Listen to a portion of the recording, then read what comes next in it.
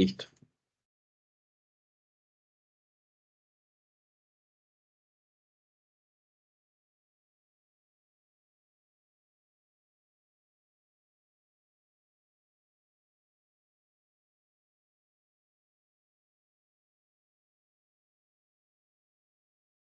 Listo. Bueno, muchachos, entonces, miren, eh, resulta que cuando hablamos de procedimiento tributario,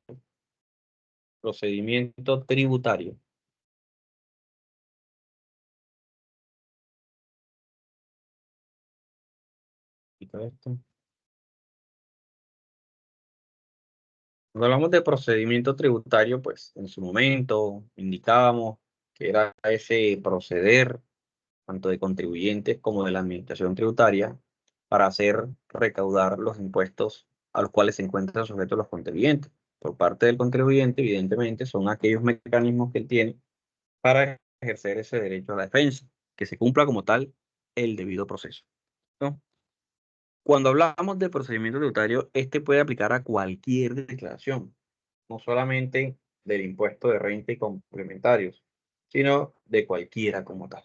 Entonces se hace necesario que nosotros podamos conocer cuáles son esas declaraciones que hoy en día se encuentran vigentes desde el punto de vista tributario para dar cumplimiento a cada uno de esos requerimientos, ya que dentro de los talleres que estamos haciendo, muchas veces vamos a encontrar declaraciones de retención en la fuente, declaraciones de IVA, declaración de renta, o incluso, ¿por qué no hacer talleres derivados de información exógena tributaria? Es decir, diferentes obligaciones a las cuales se encuentran sujetos los contribuyentes, tanto personas naturales como personas jurídicas, y pues se hace necesario conocer a cabalidad un poco acerca de cada una de estas declaraciones para hacernos una idea y contextualizar un poco mejor esos talleres. ¿Listo? ¿Por qué les digo esto? Porque pronto me han hecho muchas preguntas relacionadas con temas eh, de impuestos como tales, más no desde el punto de vista del procedimiento, sino desde el punto de vista de una declaración de renta, desde el punto de vista de una declaración de IVA, desde el punto de vista de una declaración de retención en la fuente.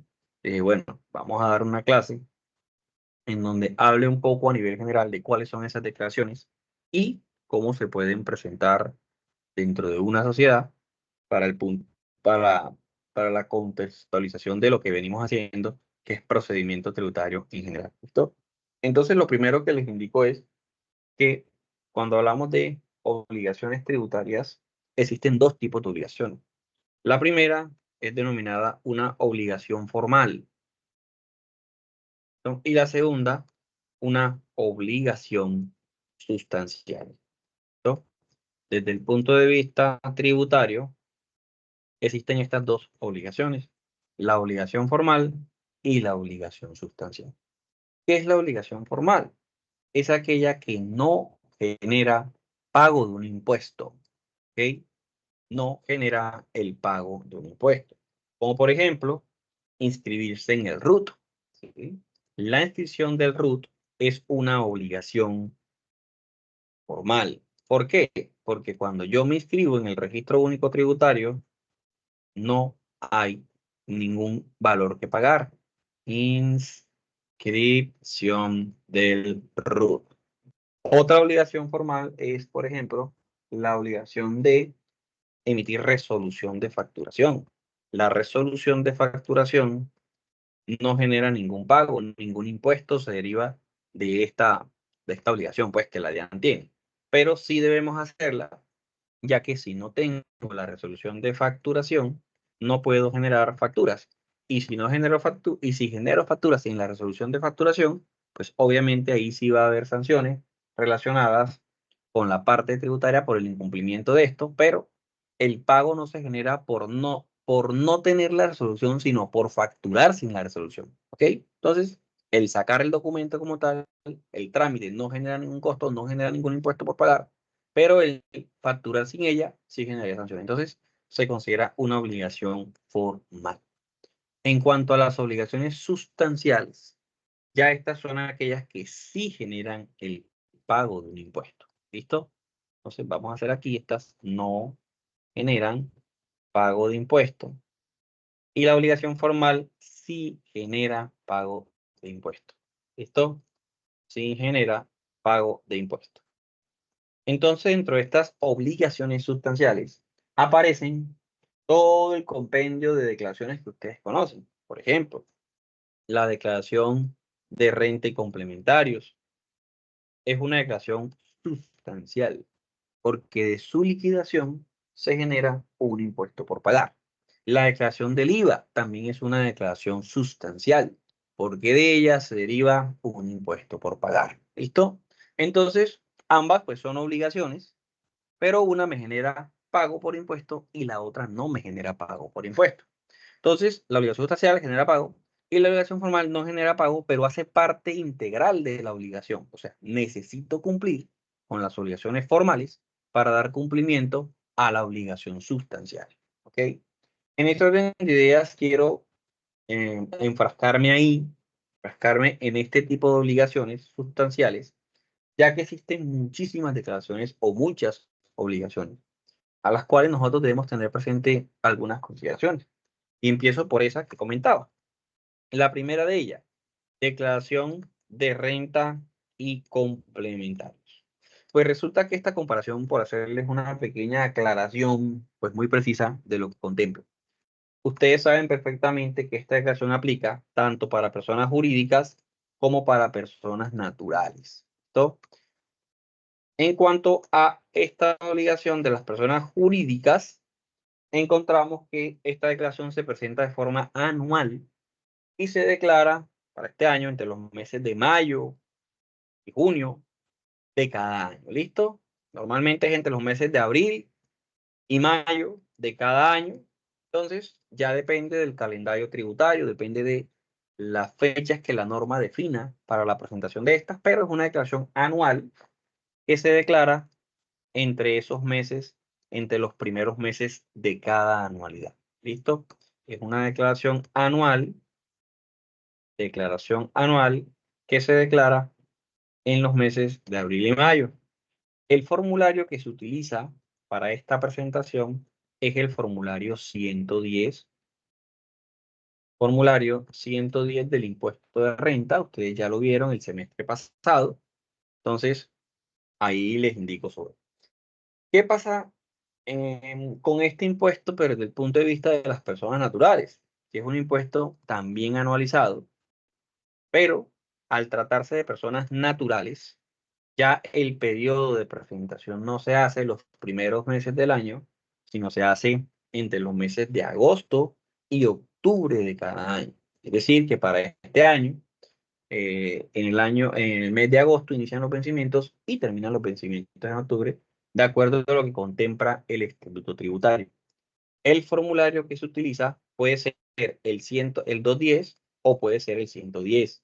Recordemos que los formularios de la declaración de renta no están amarrados a ser una persona natural o ser una persona jurídica, no. Está amarrado a la residencia del artículo 10 del estatuto. Si es una persona natural residente en Colombia, declarada bajo el formato 210, y si es una persona natural no residente en Colombia, declara bajo el formato 110. ¿Ok? ¿Qué debemos tener aquí en cuenta? Que dentro de esta declaración se maneja una depuración diferente a la del impuesto de las personas jurídicas, ya que aparece el sistema cedular. Ese sistema cedular es básicamente una clasificación de los ingresos que se deben tener presentes al momento de presentar esa declaración bajo el formulario de los residentes en Colombia, o sea, el 210. ¿Listo? Igual, no preciso tanto o no detallo tanto este formato, porque la idea es poderlos ver a nivel general todos. ¿Listo? Entonces, digamos que la gran mayoría de casos que hemos visto se centran en declaraciones de renta, personas jurídicas, sí, declaraciones de renta, tanto jurídicas como personas naturales. Pero aparte de esas dos declaraciones, existe otra. Existe muchas, pero también quiero hacerles énfasis en esto, que es la declaración de activos en el exterior. ¿Listo? ¿Qué es esa declaración de activos en el exterior? Muchos de pronto nunca la habían escuchado. Pues les comento que sobre ella también podemos hacer procesos de procedimiento tributario, valga la redundancia. ¿Ok? Procedimiento tributario. Entonces, esta declaración, como su nombre lo indica, es o debe ser presentada por aquellos contribuyentes, tanto personas naturales como personas jurídicas, que tengan bienes en un país diferente a Colombia. O sea, que es una declaración que va de la mano con la declaración de renta y complementario.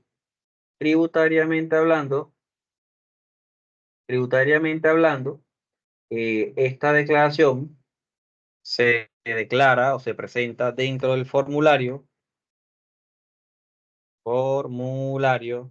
160 de la DIAN, 160 de la DIAN, y es una declaración bastante sencilla. También es una declaración anualizada, es un periodo de declaración anual que se presenta en este formato. Se lo voy a mostrar un momentico acá. Entramos aquí a formularios DIAN. Ustedes aquí van a encontrar todos los formatos que se encuentran disponibles desde el punto de vista DIAN para la presentación de obligaciones. Entonces aquí aparece el formato, miren, los 160, declaración anual de activos en el exterior, y este formático que está ahí es supremamente sencillo, nos resume o hace que nosotros declaremos esos bienes que tengamos en otro país, llámese Venezuela, Argentina, Estados Unidos, Canadá, España, Francia, cualquier país del mundo. Si somos residentes en Colombia y tenemos que presentar declaración de renta, pero ese contribuyente tiene activos en otro país, tenemos que presentar declaración de activos en el exterior. Muchas veces solo se presenta la declaración de renta, y ojo con eso, porque debemos validar si este formato se debe presentar. ¿Listo? Si buscamos aquí el calendario tributario, dentro del calendario tributario, miren, aparecen las obligaciones sustanciales que tienen cada compañía: renta personas, renta grandes contribuyentes, rentas personas jurídicas. Como les comentaba, inicia en abril, en este caso termina en julio. Miren, renta de personas naturales, inicia en agosto, 9 de agosto, primeros vencimientos, últimos vencimientos 19 de octubre. Y aquí aparece la declaración de activos en el exterior, acá. Dentro de ese calendario tributario, miren lo que me dice referente a las fechas. Las fechas para la presentación de esta declaración son las mismas de renta, grandes contribuyentes, personas jurídicas y personas naturales. Es decir, que si esa empresa, que si esa persona tiene activos en otro país, conjuntamente con la declaración de renta y complementarios, debemos presentar esta declaración de activos en el exterior. ¿Listo? Para que lo tengan presente. Entonces, es una declaración que no genera impuestos, pero que si no la presentan, las sanciones son bastante fuertes, y créanme que pueden generar un valor bastante significativo a una persona que tenga una casa, carro, cuentas de ahorro, cuentas corrientes en otro país, por la no presentación de esta, ¿ok? Entonces, para que lo tengan ahí presente. Otro de los impuestos que se pueden presentar tanto para personas, bueno, principalmente con la reforma tributaria, apunta a las personas naturales. Hay casos muy excepcionales en el cual se graba a personas jurídicas, pero el gran universo de contribuyentes de este impuesto recae sobre las personas naturales, y es el impuesto al patrimonio. Impuesto, impuesto al patrimonio. Este impuesto al patrimonio es un impuesto también que se hace mediante una declaración anual, declaración anualizada, y dentro del cual se busca que las personas que tengan un patrimonio líquido mayor a 72.000 VTs, lo que equivale a, nos da 72.000 VTs por 47.065. Cerca de 3.380 millones de pesos aproximadamente, un poquito más, un poquito menos. Toda persona que supere un patrimonio líquido de 3.380 millones de pesos está en la obligación de presentar este impuesto al patrimonio. se presenta dentro del formulario 420 de la DIAN. Aquí lo podemos ver.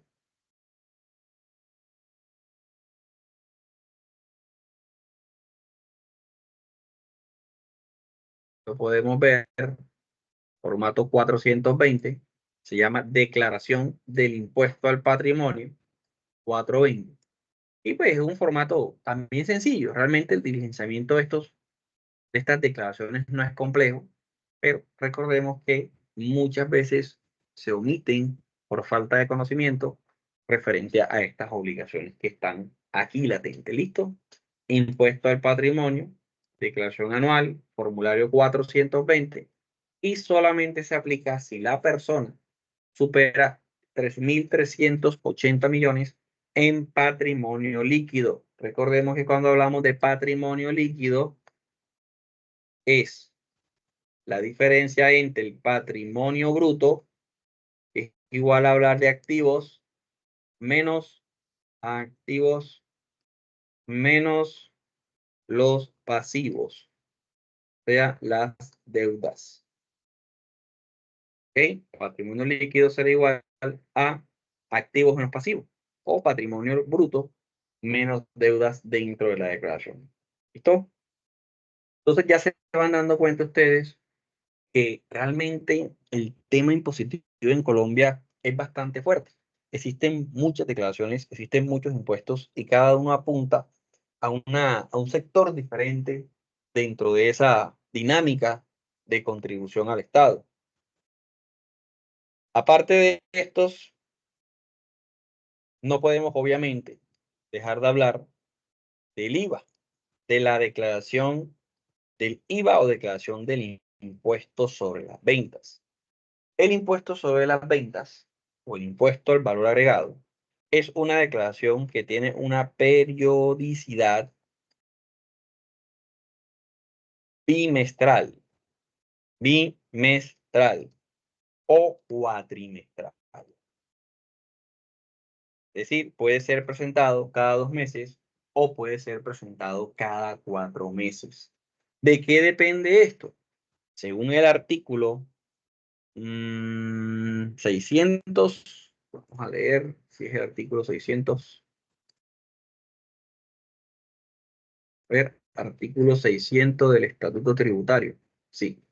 Según el artículo 600 del Estatuto Tributario, el periodo de la declaración puede ser bimestral o cuatrimestral, dependiendo de los ingresos del contribuyente del año inmediatamente anterior. Es decir, que si los ingresos de ese contribuyente, que puede ser natural o jurídica, son menores a 92.000 VTs, lo que equivale a, vamos a ver, 92.000 VTs por 47.065 VT del 2024.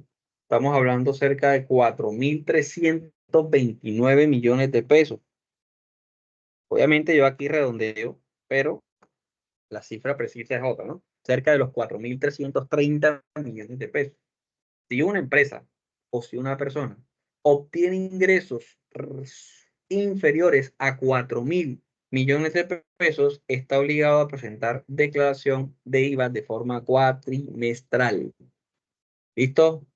Pero si los ingresos de ese contribuyente son mayores a 92.000 VTs, la norma me obliga a presentar declaración de renta de forma bimestral, cada 2 meses. ¿Ok? Esto es importante, ya que la declaración se debe presentar dentro del periodo que corresponde. Si la declaración es bimestral y la presento cuatrimestral, pues obviamente esa declaración se está pagando en un periodo de tiempo más largo en el cual la DIAN está recibiendo el dinero en un periodo de tiempo posterior al que le toca. Tiene que recibir el dinero del IVA cada 2 meses, lo están mandando cada 4. Eso es grave. Pero ¿por qué cometiste el error? Porque desconocías que existían dos periodicidades del impuesto sobre las ventas. ¿Ok? La declaración del IVA se declara de forma bimestral o cuatrimestral dentro del formulario formulario o formato 300 de la DIAN. ¿Listo? Ya este formato tiene una depuración, pues, no compleja, pero sí es un poquito más extensa que las declaraciones anteriores, ya que aquí simplemente reportamos el patrimonio que tengo y listo. Aquí en el IVA tengo que mostrar los ingresos, tengo que mostrar los costos, tengo que mostrar los IVA descontables, tengo que mostrar los IVA generados, tengo que aplicar las retenciones del IVA si lo hay. Entonces, es un impuesto un poquito más estructurado, no es un impuesto pues tampoco imposible de hacer, pero sí genera una mayor dinámica que las declaraciones de patrimonio y las de activos en el exterior que les comenté ahorita. ¿Listo? Entonces, si se van dando cuenta, miren que la formalización empresarial desde el punto de vista tributario, desde el punto de vista DIAN, genera la presentación de muchas declaraciones. Y que al momento de formalizar o crear una empresa, muchas personas se encuentran con una traba como esta. Dice, hey, te vas a formalizar, sí, pero ten en cuenta que desde el punto de vista tributario tienes que pagar una declaración de renta anual. Tienes que presentar, si tienes activos en el exterior, la declaración de activos en el exterior. Si tu patrimonio supera los 3.000 millones, bueno, tenlo presente también que existe un impuesto al patrimonio. ¿Sí? Que pese a que sea para personas naturales, existe una condición muy precisa para aquellas personas jurídicas que podrían presentar declaración del patrimonio, y que existe una declaración del IVA para todas aquellas actividades grabadas con este impuesto. ¿Listo?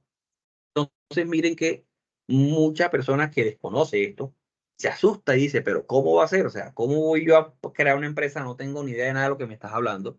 Y me van a salir con que por crear una empresa me toca presentar todo esto. Pues sí, ¿listo? Pero ya les hablo un poquito más sobre eso. Como si no fuera suficiente, la norma dice o crea la famosa declaración de retención en la fuente. ¿Listo? La declaración en la fuente es una declaración que se presenta o tiene una periodicidad mensual, una única periodicidad, todos los meses. Y esa retención en la fuente se deriva de todas aquellas compras que la empresa hace con retención en la fuente.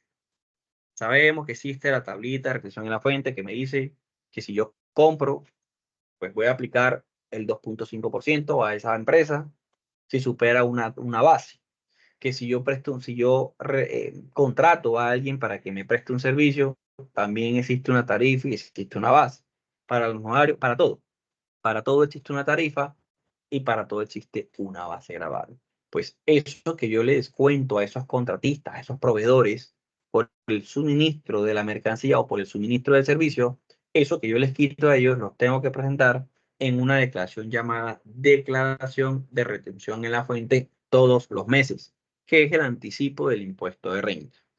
Esta declaración se presenta dentro del formato o el formulario 350 de la DIAN y pues básicamente resume eso, las retenciones en la fuente cobradas o aplicadas al momento de la compra y la autorretención. Dentro de este formato 350 se encuentra, pues obviamente la retención en la fuente, pero también se encuentra la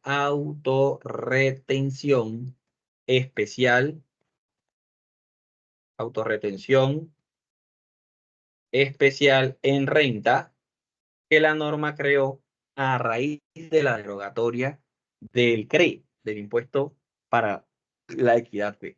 Ya esa es una historia diferente, pero quería hacerle la salvedad que cuando hablamos de retención en la fuente, se paga no solamente la retención en la fuente, sino también la autorretención especial en renta. ¿Listo? Ok. Entonces, vuelvo, reitero, lo complejo que podría ser retención. Lo complejo que podría llegar a ser para muchos crear una empresa con todo el formalismo tributario que existe. Y son ustedes que ya llevan 4 años de carrera, 3 y medio, 3, no sé. Y de pronto, hoy, los contrata una empresa y dice, mira, llévame todo esto, todas las declaraciones que estamos viendo en pantalla, que ya tienen un conocimiento contable, un conocimiento tributario. De pronto nunca han elaborado todas estas declaraciones, pero ya se han visto involucrados en el mundo de la tributación. y de pronto les queda un poquito complicado, de pronto se asustan obviamente y dicen, bueno, pero es que yo nunca he hecho esta declaración. Pese a que sepa que existe, nunca la he hecho. Imagínense a alguien que nunca en su vida haya tenido algún contacto tributario, que nunca en su vida haya visto una declaración, que nunca haya entrado a una clase de tributaria. Entonces, para ustedes, de pronto se puede tornar un poco complejo, que ya han visto algo del mundo tributario, y para una persona que crea su empresa, que nunca ha estado involucrado en nada de esto, pues imagínense. O sea, hablarle de estas cosas resulta siendo muy, muy, muy, muy, muy complejo. Entonces, genera que las personas la piensen dos veces al momento de formalizar su negocio, ya que pues los requisitos son bastante, bastante amplios. Seguimos en esto. ¿Qué otra declaración se puede presentar al momento de declarar o al momento de cumplir con ciertas obligaciones? Pues aparece otra declaración, es la declaración del impuesto nacional al consumo. ¿Listo? Esta declaración del impuesto nacional al consumo, que por supuesto también puede estar sujeta a un proceso de fiscalización. Esta declaración solamente se aplica para ciertos sectores de la economía. Es decir, que no todas las empresas cobran impuesto al consumo. ¿Para quiénes se aplica? Principalmente para empresas que se dediquen al consumo como tal. Valga la redundancia, ¿no? Impuesto nacional al consumo, pues obvio, apunta al consumo.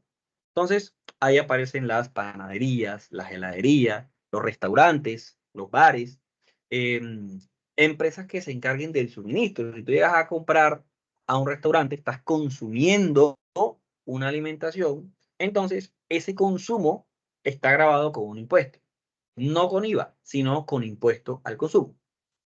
Entonces, esta declaración, pues graba, valga la redundancia, la voy a escribir, el consumo como tal y se aplica dentro de, por ejemplo, restaurantes. ¿Vale? Cuando ustedes han ido a un restaurante y les entregan esa tirilla post o esa facturación, ustedes van a encontrar que ahí debe decir hipoconsumo, hipoco 8, impuesto nacional de consumo, una tarifa del 8%. ¿Sí? ¿A raíz de qué? Pues de este impuesto que es una obligación que debe ser aplicado al momento de la venta de ese servicio o de ese consumo dentro de ese restaurante. ¿Ok? Esa declaración del impuesto nacional al consumo se declara bimestral, cada 2 meses, por parte de quien retiene o quien cobra ese impuesto, que en este caso sería el restaurante. ¿Listo? Esa declaración se encuentra en el formulario 310.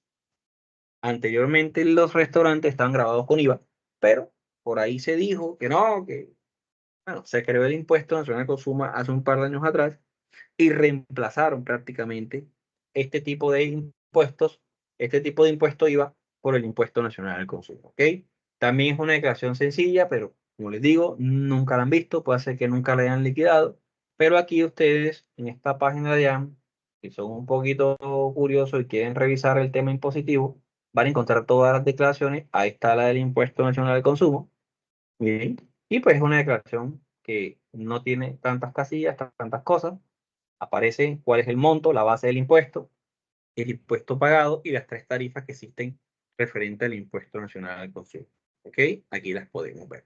Del 4, del 8, del 16, la más común es la del 8, que es la que se aplica por parte de los restaurantes. ¿Ok? El 4% también es una tarifa y la del 16 que sería siendo pues la más alta. ¿Listo? Hasta ahí, pues miren, llevamos 2, 4, 5, 6, 7 declaraciones y no hemos terminado con esto. Entonces, cuando hablamos de procedimiento o mañana más tarde que seamos asesores tributaristas, pueden aparecer casos de cualquiera de estas declaraciones. Obvio, para poder analizar todo lo que les he comentado relacionado con la firmeza, relacionado con las notificaciones, relacionado con el tema de las declaraciones que se entienden como no presentadas, el tema de la ineficacia, debemos tener presente muchas consideraciones de cada una de estas declaraciones, ya que dependiendo de la ocasión pueden cambiar ciertas cositas. ¿Ah? Entonces ya sería muy específico analizarlo para ir entendiendo completamente el caso y poderle darle solución a ese procedimiento que en su momento se genere. ¿Listo? Vale.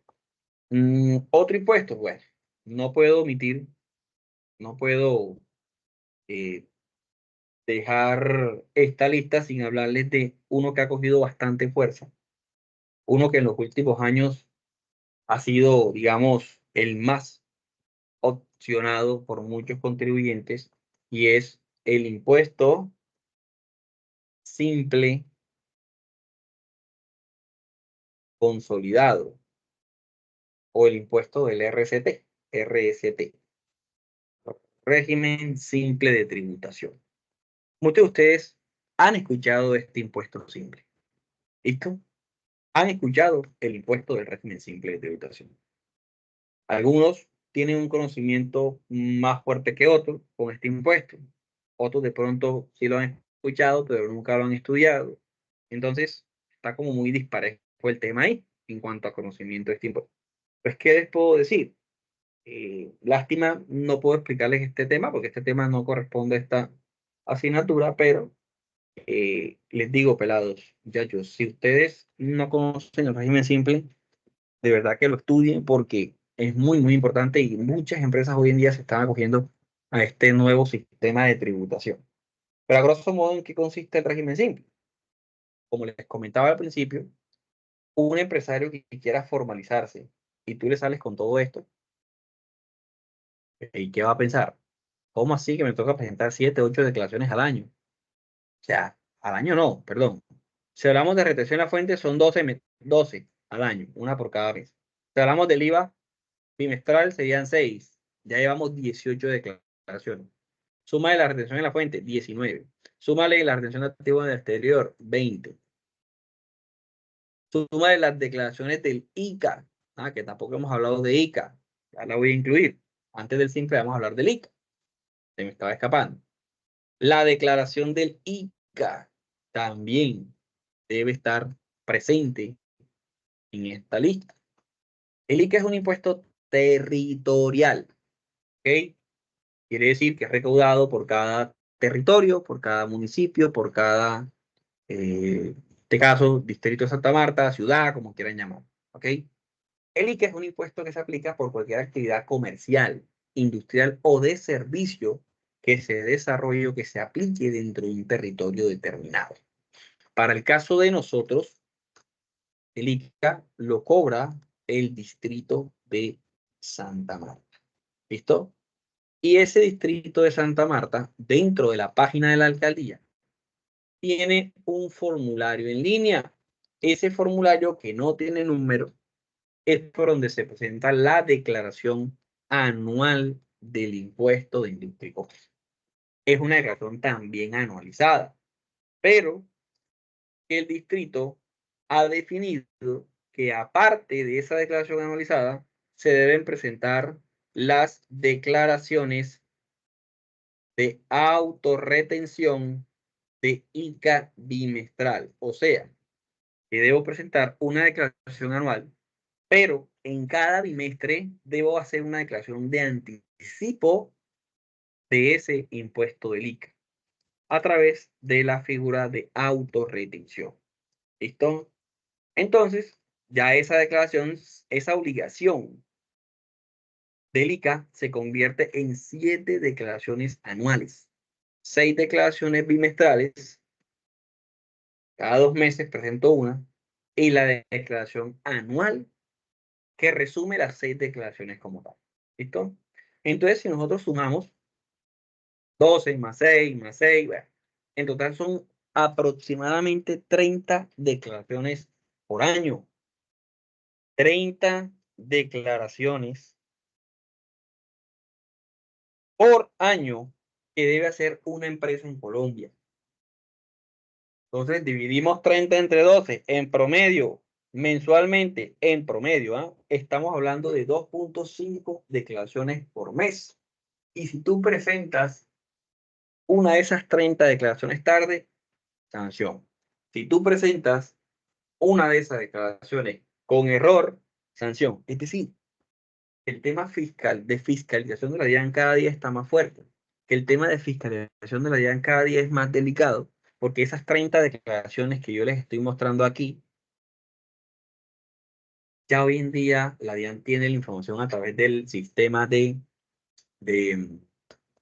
declaraciones sugeridas, con la nómina electrónica, con la facturación electrónica, con los documentos, soportes electrónicos.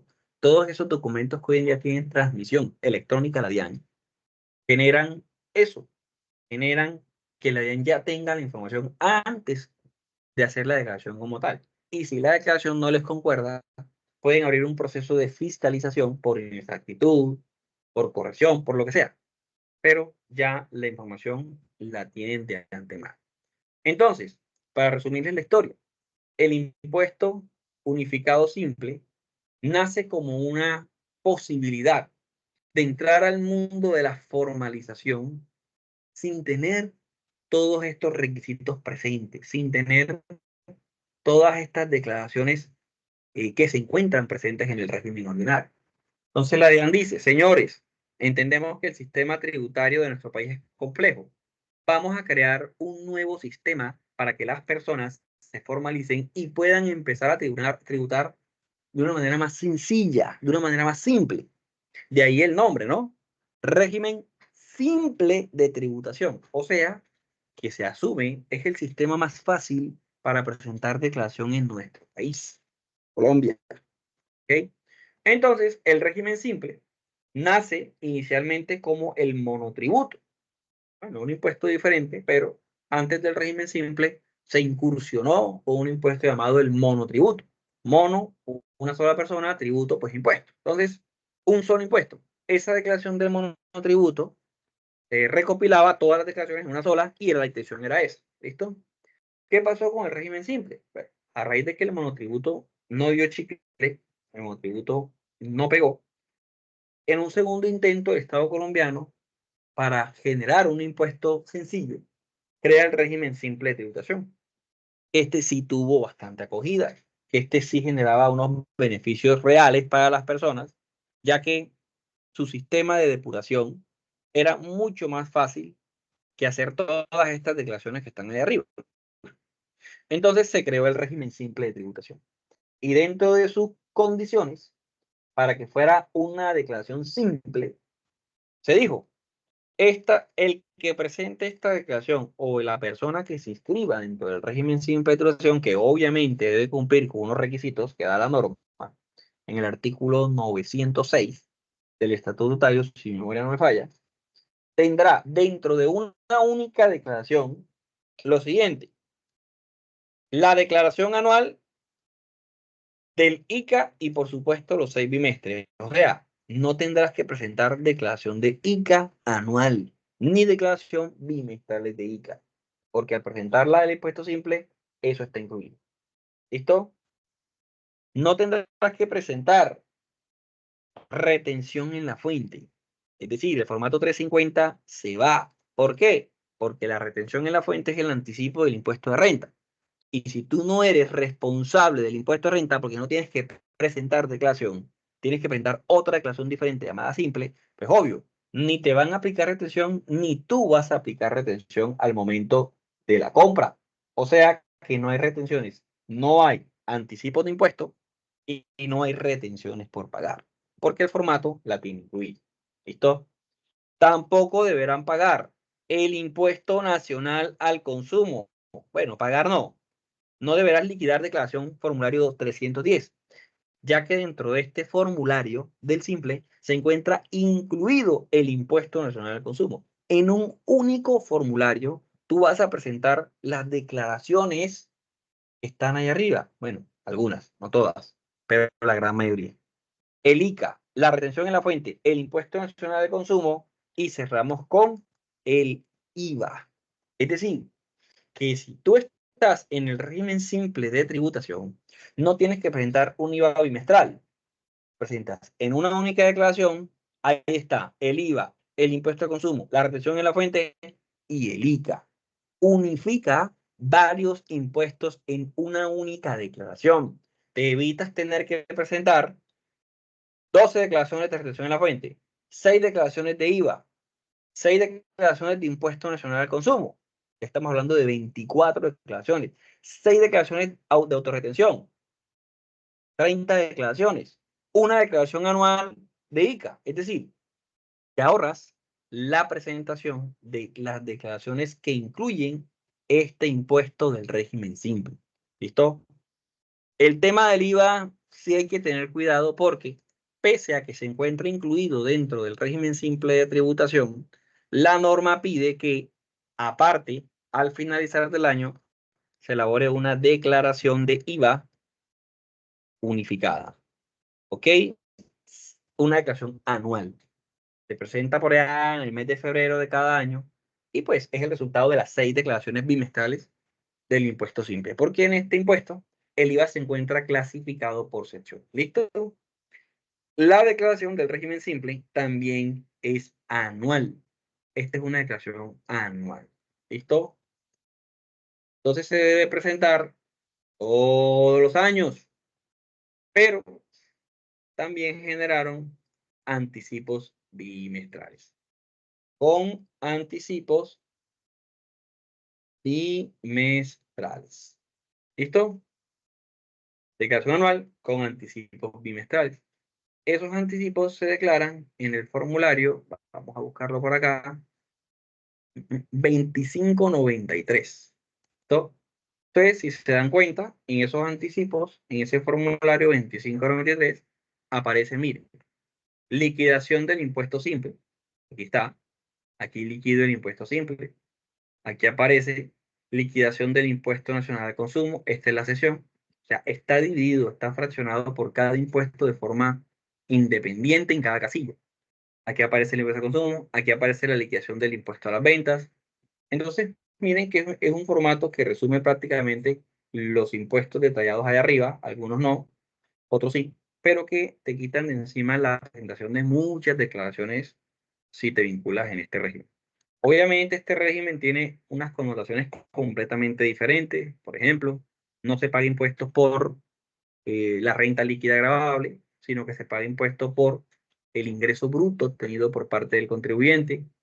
No se requiere en muchos casos soportar costos, ya que no hay un proceso de fiscalización que apunta a los costos, porque al pagar impuestos sobre los ingresos brutos, pues los costos no son, digamos, observados por la administración, entre otras cositas que, bueno, se presentan dentro de este impuesto. Pero a nivel general, miren cuántas declaraciones está obligado a presentar una persona.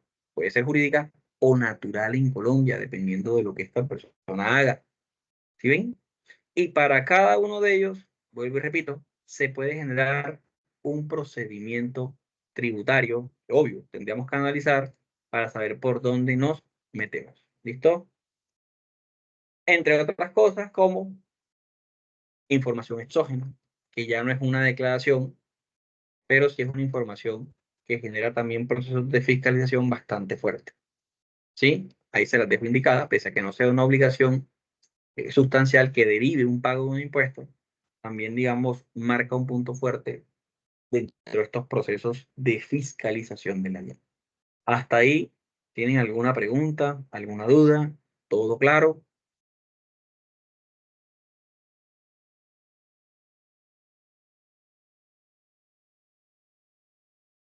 Por el momento todo bien.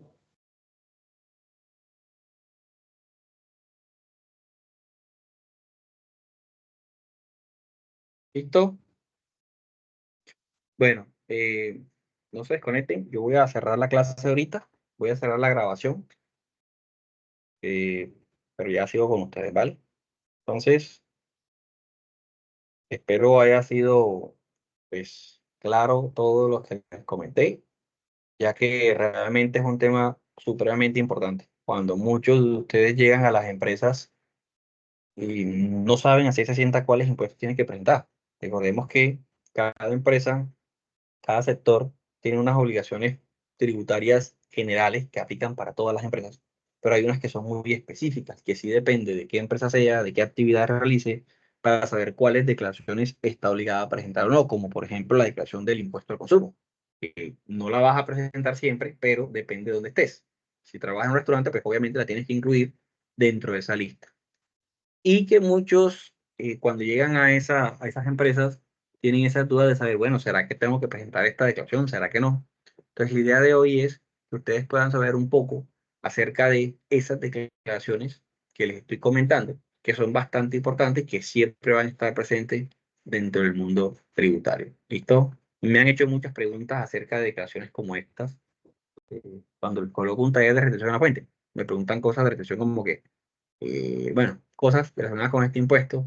Yo digo, bueno, pero esto no hace parte del procedimiento, pero hey, estamos involucrando una declaración. Entonces son cosas que deben tener presente, que deben saber para poder también darle trámite a esos ejercicios y esos casos como tal. ¿Listo?